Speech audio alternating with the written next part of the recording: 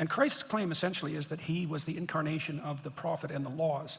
And that's a very specific sort of claim. And so what it means is something like, hello everybody and welcome back to the channel. Today I have another video, as you can probably imagine, of Jordan Peterson, but this video is different. Of the hundreds of videos that I've watched of Jordan Peterson, this is by far one of my most favorites. In this video, he, Bishop Barron, and Father Mike Schmitz, I believe is his name, they dialogue over Christology, they dialogue over how to understand Christ in light of Catholic theology and the biblical narratives. They also deal with understanding the best way of thinking about the story in terms of beauty and some more insights. This is a great conversation, by far one of the best that Jordan Peterson has had, at least in my personal opinion. So let's watch what they have to say, and then I will have a few brief comments afterwards. So first question for you, Dr. Peterson. Christians understand Jesus in ways that are consonant with your work's symbolic depictions of Christ. For example, as the archetypal King of Kings, responsible bearer of cosmic suffering, and practical guide to avoiding temporal hell. However, we Christians additionally see Jesus as the historically real Lord, the myth, in the language of C.S. Lewis, who became fact. The God-man who was crucified, died for our sins, and was raised on the third day. So my question, Dr. Peterson, how do you relate your own conception of the Christ to this orthodox, little o orthodox Christian conception? well, I really think that the C.S. Lewis formulation, which is a rather traditional formulation, and also a formulation that was accepted by Jung, by the way, I think it's the simplest explanation. You know, I've been writing a new book, which is a strange thing to say because it's by no means simple. I've been writing a new book called We Who Wrestle with God, and it's a continuation of the work I started to do, diving into and attempting to understand the Genesis narratives and the Exodus narratives. I've included a lot more books, the Abrahamic story, for example, the story of Jonah, the story of Job, other major biblical texts. I'm working on the gospel section at the moment, probably mostly utilizing the Gospel of Matthew. And Christ's claim essentially is that he was the incarnation of the prophet and the laws. And that's a very specific sort of claim. And so what it means is something like, it's analogous to the idea of the King of Kings. And so you can imagine organizing people in groups of 10. You might ask those 10 people to elect from among themselves the most noteworthy of the 10 people. Then you could imagine having the people who were nominated get together and getting to know each other and then nominate the most worthy of them from that group, and you could do that all the way up to the most noteworthy possible person of all the persons that ever lived. And that would be the person who would most closely approximate the spirit of the King of Kings, so would most closely approximate the notion of kingship itself, whatever that is. And Christ claimed that true kingship was embodied in the law and the prophets. And the law, of course, is the tradition that had been extracted from human interaction over endless millennia, not least the period of time that's covered by the biblical stories. And then the prophets are the manifestation of the spirit that generates the law, right? Because the law is something that has to be extracted from tradition, let's say, instantiated, but also updated. So you need a static element of the spirit that should guide us, that would be the law, and you need a dynamic element, and that would be the prophets. And then you could think that the combination of those two things would be an even more transcendent spirit. And then you could imagine that you could be guided by that spirit, which is what you would do if you were a follower of the law. But then you could imagine doing what Christ told the Pharisees to do, which would be to embody more than merely the dogma, but also the spirit. And then you could imagine that you could open yourself up so that that spirit possessed you fully. That's a good way of thinking about it, and that's what Christ claimed he was, and that seems right. Now, I have to say along with that I don't understand what that means, but I don't understand it, and this is something, I think this is part of the reason why the religious tradition and the scientific tradition clash, because the Christian claim is that Christ defeated death, let's say, and overcame hell, and obviously one of the objections to that is that there's quite a lot of death still around and no shortage of hell, and so it's not an easy thing to understand what it means that that's defeated. And you could say, I listened to this young man in Canada recently, Josh Alexander, who's been persecuted quite remarkably for being a forthright Catholic in Canada, because that's where we're at in Canada, by the way. He got kicked out of his Catholic school for making the claim, I think he cited a gospel line from Mark, pointing out that there are men and women, and that was unacceptable to his teachers and the administrative staff at the Catholic school, so they gave him the boot despite the fact that he was 16. And he was just interviewed, I interviewed him, I haven't released that yet, but also my wife, and he said that one of the things that gave him strength was the notion that good has already won. You know, and that's a very sophisticated idea for a young man, and he's very forthright and solid character, and what he meant was something like, in the space of eternity, good constantly triumphs over evil, and that the sacrifice of Christ is the pattern of what made that possible, and that seems to me to be correct. But we still have to, what do? We still have to engage in the battle in our time in the present, and so that this can be true in eternity and be in process in the present, and I think that's also correct. I mean, we have to conceptualize eternity in some manner because we are related to it, just like we're related to the infinite, and yet we're constrained in the present and in the finite, and there's a tension between those. And one of the errors I think that religious people make, and I think this is more on the Protestant side of things, although Catholics aren't immune to it, is to announce that if you merely believe that Christ defeated evil, that somehow culminates in your complete salvation, and that strikes me as highly improbable, given that we also have a fair bit of work to do, and that the work itself is also relevant. And so, anyways, as I've been working through these ideas, the simplest explanation for me has emerged that the claim that Christ made is the simplest explanation it's the simplest explanation, historically and narratively. But that's bounded by the fact that even if it's true, even though it's true, we might say, that doesn't mean we understand exactly what it means. That doesn't bother me so much, because even if we accept scientific explanations, let's say materialist, reductionist explanations for the structure of existence, we still end up with unsolved mysteries. Like, scientists have no idea what happened to initiate the Big Bang, for example, or even if the Big Bang happens to be true, we have no idea how DNA evolved. We don't know how life came about. Like, there's mysteries everywhere, and the fact that there's still some mystery left at the bottom of our religious preconceptions, well, it's a bother, because we'd rather know, but the fact that we don't doesn't invalidate the whole system of belief. So.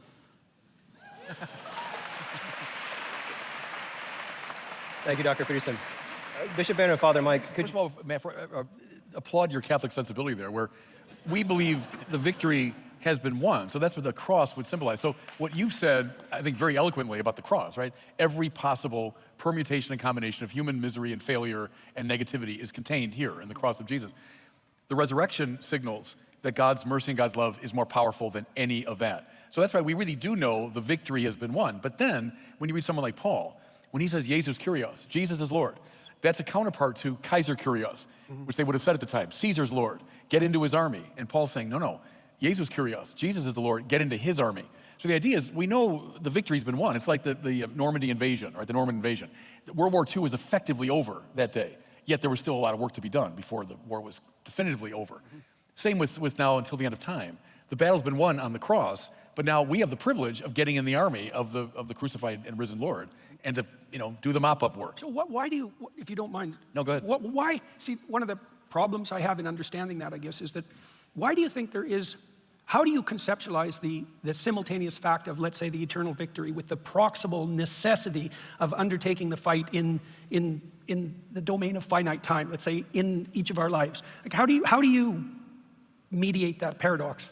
In a way, we've been given the privilege of entering into that struggle. So it's been won by Christ. It's been won by God in Christ on the cross and through the resurrection. And now we're given the privilege of getting in the army and contributing to increasing good in the world and battling evil. And we do it with a kind of panache and confidence because we know the definitive battle has been won. So I think it's God including us. You think that's the Abrahamic adventure? Is that the same thing? Yeah, I mean, what begins with Israel comes to a kind of climax through the cross and resurrection. And now we're in the last act of a five-act play, I would say. Creation, followed by the fall, followed by Israel, so God's rescue operation. Israel coming to its climax in the coming of the Mashiach, and now Act 5 we're in, which is the mop-up work. Now we join the army of the Mashiach, and then we do our bit to increase good and decrease evil, So we have to know what part of the play we're in. That's very important. We're in Act 5, but the previous 4 acts have to be understood clearly, or we won't know what we're doing in Act 5. If I could just add one more thing, is that, what? But along those lines of, like, why? I love, that's a great question. Why? Why not, when Jesus dies, rises from the dead, ascends to heaven, it's over? Or Eden again? And I think part of it goes back to, if you go back to the very first chapters of Genesis, where human beings are created in God's image and likeness, and that means something. Not only does it mean that we have an intellect and a will, that not only means we're free, but also means there's an end. There's a thing God wants us to become. Yeah.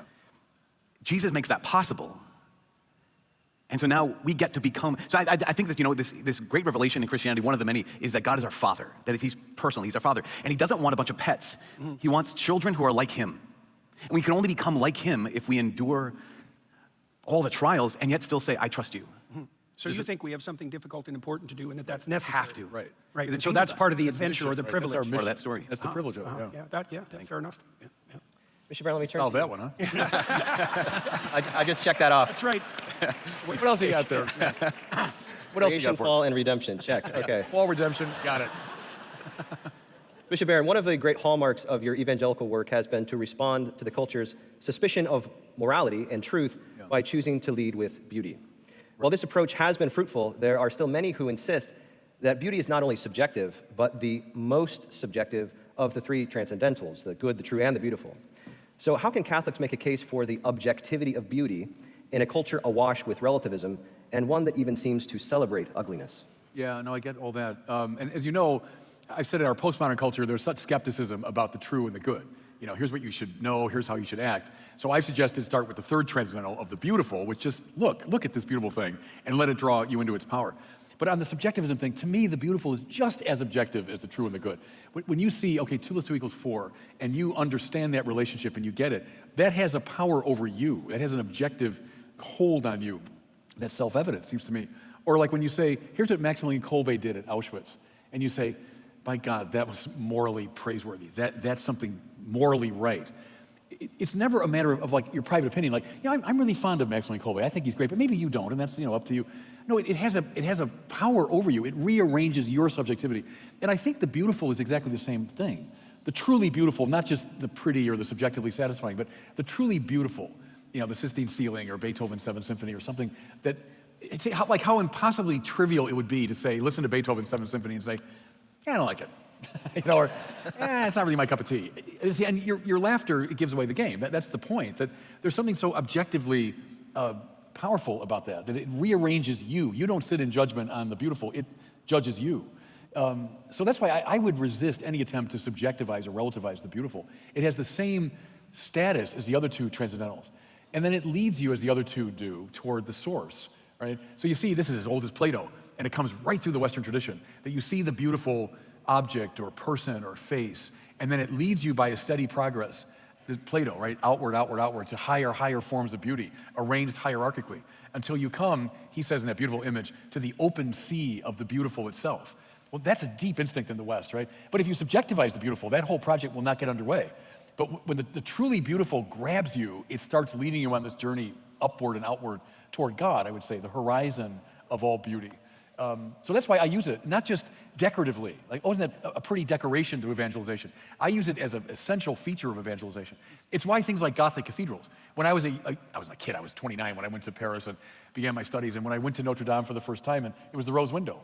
As a Jungian, you appreciate all of the archetypal quality, the mandalic quality of that. But what was it about that rose window that just sent me on this adventure? And I talk about rose windows in Gothic churches all the time to this day. It's because the Platonic thing kicked in. I saw this beautiful thing, and it sent me on this trajectory. So that's why I think it's every bit as objective as the good and the true. I wonder three things about that quickly. Yeah. One is that I think beauty is a burning bush, right? It's something that calls to us, and it's something out of which God can speak. Right. Okay? The next thing is maybe we shouldn't use objective, maybe we should use transcendent.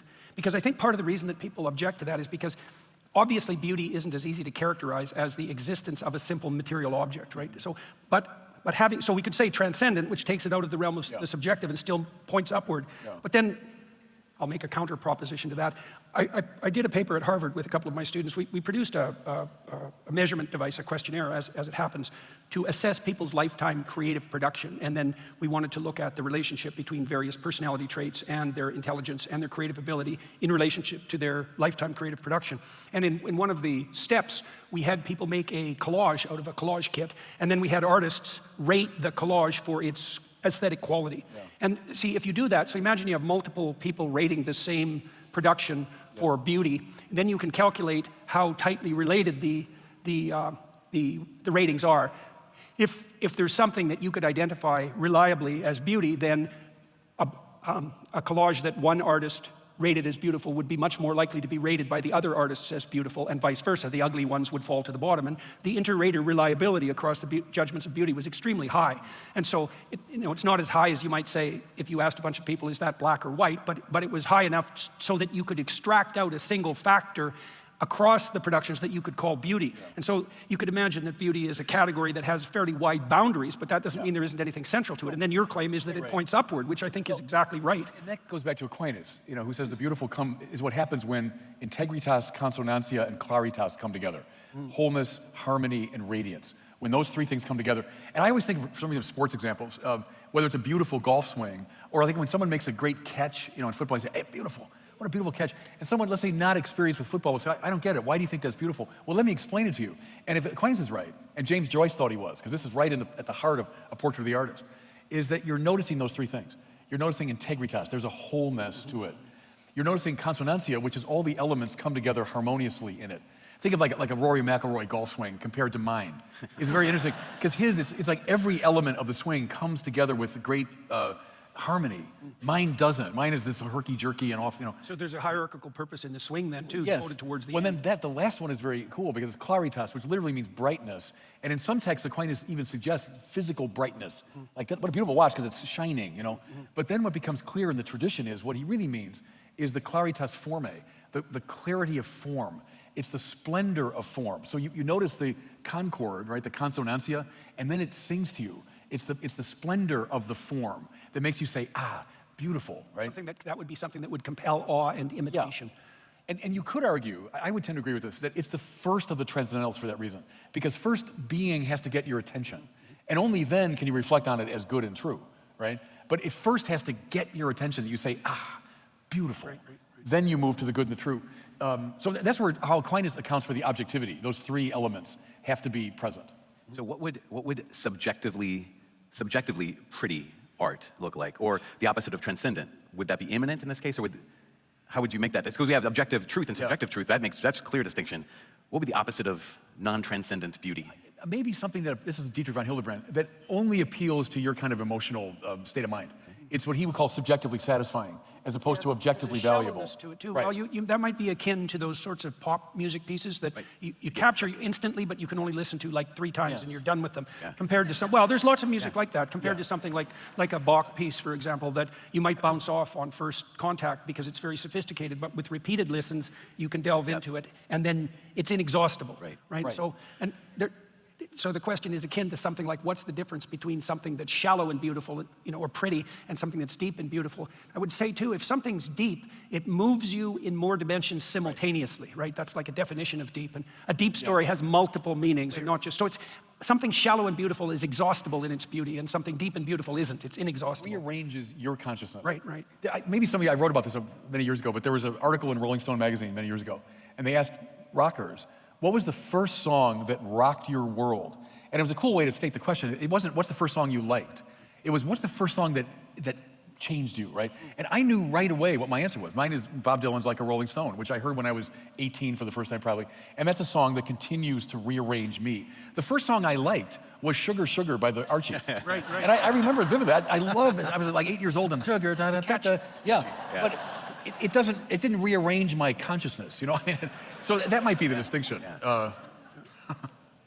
So deep stories, like one of the things that's true of the biblical stories is because they're hyperlinked with other stories in the biblical corpus. So almost all their plot lines and characterizations reflect many other plot lines and characterizations, and so you can delve into them and never stop. And part of the consequence of that is that if you have an apprehension of one of the stories and you can see how it echoes with all the other things that it includes, it does have that deep rearranging effect, right? So one of the things that deep literature does is it brings you into harmony with the spirit of the literature, right? And that's akin to that idea that Christ was brought into harmony with the spirit of the law and the prophets, and partly as a consequence of being educated in the tradition. I mean, that wasn't all of it, obviously, but... And the point you're making is missed by a lot of biblical people today, because the historical critical method came so to dominate the way we Catholics read the Bible that we missed that along with lots of other things.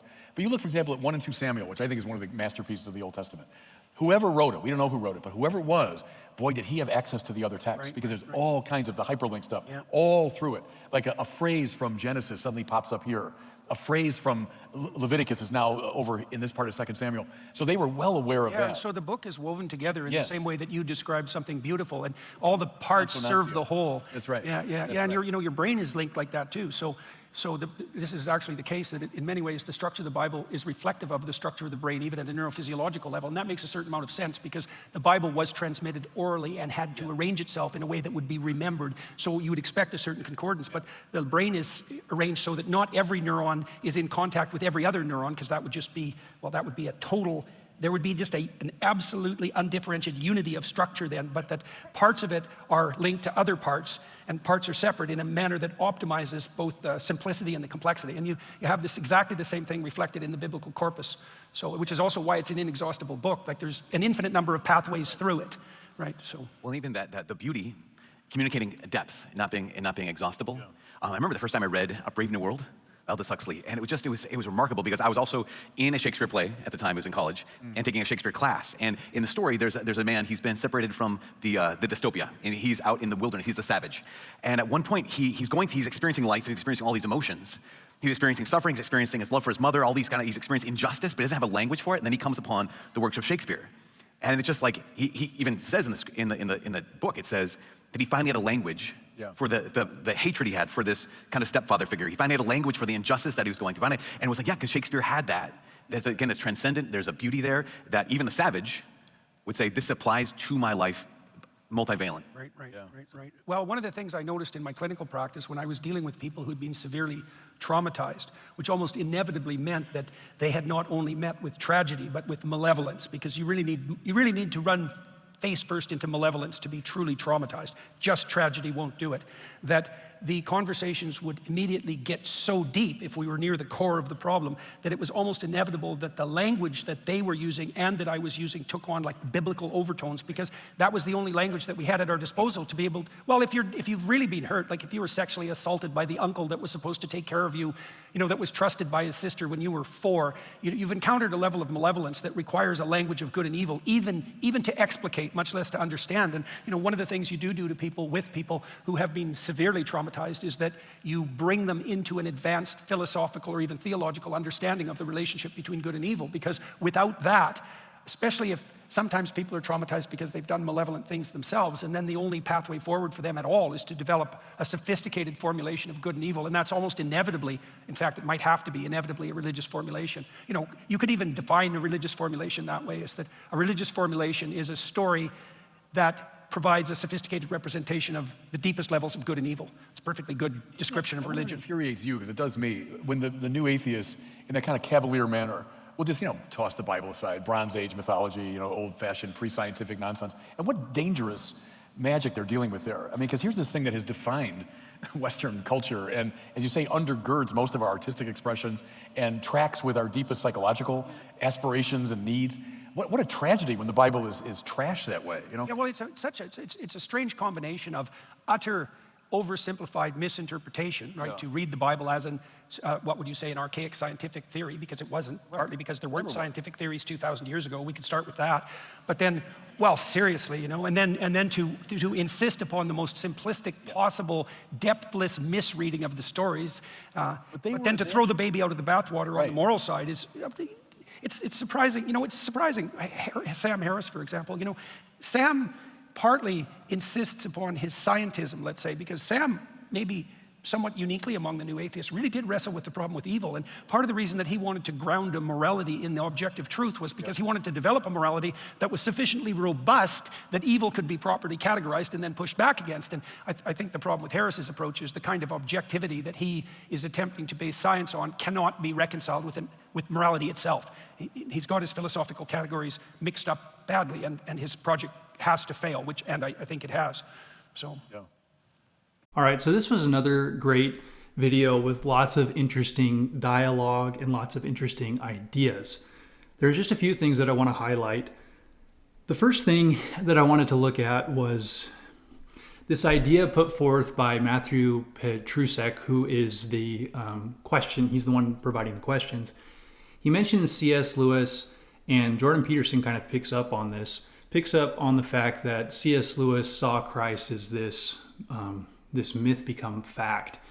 Now, as they were dialoguing and thinking through that, and Jordan Peterson kind of picked up on that, I started to think, and I don't really like that way of thinking about it. First off, for example, a myth, usually that's like a traditional story that, a culture has gathered around and they retell it in oral fashion, and they teach it to their kids. It's kind of like a catechesis. But the problem, the connotation, the implication of a myth is that it's fictitious, it's false. And so this idea, this contrast between myth becoming fact is like saying something false becoming true. And I don't think that's a really good way to think about it at all. I think when we're dealing with Christ, what we're dealing with, a better contrast would be the unknowable, the triune God who's co-eternal, co-equal, unknowable to our finite minds because he's infinite. The unknowable becomes knowable as the divine Yahweh, in the second person of the Trinity, Jesus, becomes human and takes on human flesh. So the unknowable becomes knowable. It's not so much that the myth or the fiction of the story, it's not even necessarily about the story. And Jordan Peterson highlights a lot of this. He wants to say that Jesus is in the story, but Jesus isn't just in the story. He's an actual person. He's real. He's God in the Christian understanding. And so the unknowable becomes knowable in time, space, and history, and it provides us access. So for example, Jacob in the story of the Bible, where he has the dream and then there's a ladder to heaven, we are provided a revelation or an access into that which human beings could not know in and of themselves. So it's not a myth and a fact per se. I think that allows you to kind of secularize, if I could say that word, the scriptures.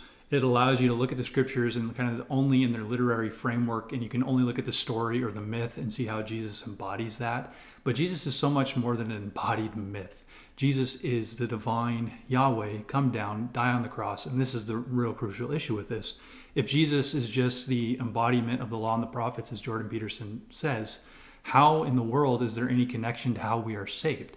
And that's what the church tradition and the Trinity and understanding Christ's nature and how he relates to God and the like, all of that is helping us to understand salvation.